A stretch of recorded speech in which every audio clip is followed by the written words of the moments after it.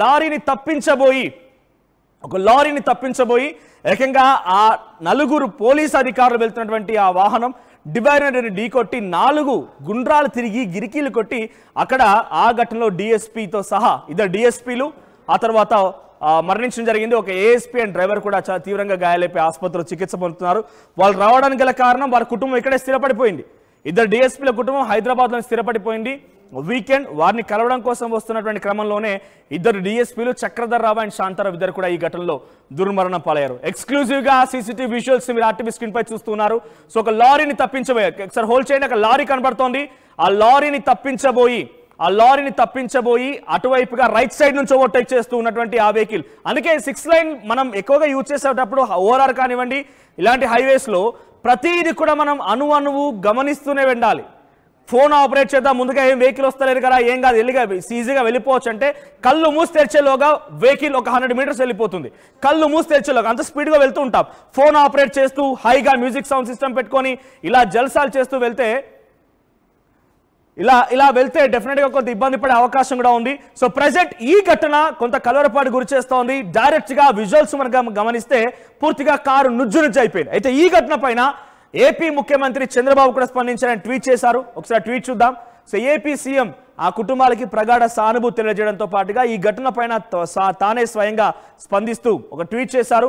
యాదాద్రి జిల్లా చౌటుప్పల్ మండలం కైతాపురం వద్ద జరిగిన రోడ్డు ప్రమాదంలో ఇంటెలిజెన్స్ అండ్ సెక్యూరిటీస్ వింగ్ లో పనిచేస్తున్నటువంటి ఇద్దరు డిఎస్పీలు చక్రధర్ రావు శాంతారావు మరణించడం దురదృష్టకరం. వారి కుటుంబ సభ్యులకు నా ప్రగాఢ సానుభూతి తెలియజేస్తున్నాను. వారి ఆత్మకి శాంతి చేకూరాలని ఆ భగవంతుని ప్రార్థిస్తున్నానని చెప్పి వారి ఫోటోలను షేర్ చేశారు. చక్రధర్ రావు అండ్ శాంతారావు ఫోటోలను షేర్ చేస్తూ ఏపీ ముఖ్యమంత్రి చంద్రబాబు నాయుడు ఈ విజువల్ ట్వీట్ చేశారు. సో ఇక్కడ మళ్ళీ చెప్పేది ఒకటే, కేవలం ఆర్టీవీ మీకు వార్తలనే కాదు అలర్ట్స్ ని కూడా చెప్పే ప్రయత్నం చేస్తుంది, హెచ్చరికలను కూడా చెప్పే ప్రయత్నం చేస్తోంది. దయచేసి స్పీడ్ నియంత్రించండి.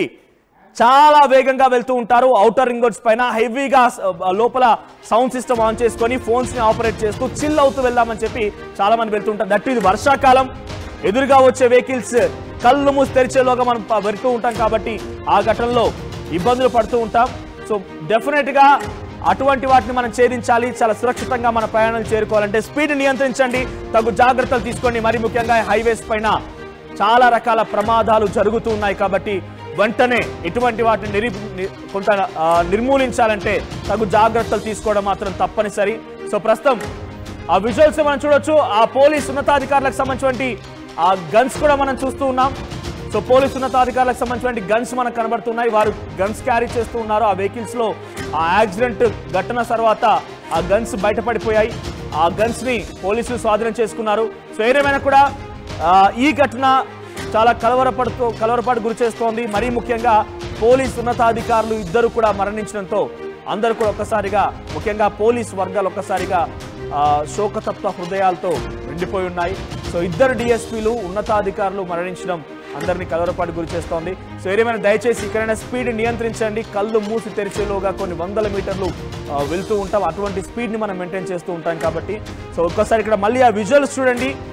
సో ఇకనైనా కొంత అలర్ట్గా ఉందాం. ఇటువంటి జరగకుండా మనం కొంత తగు జాగ్రత్తలు తీసుకునే ప్రయత్నం చేద్దాం.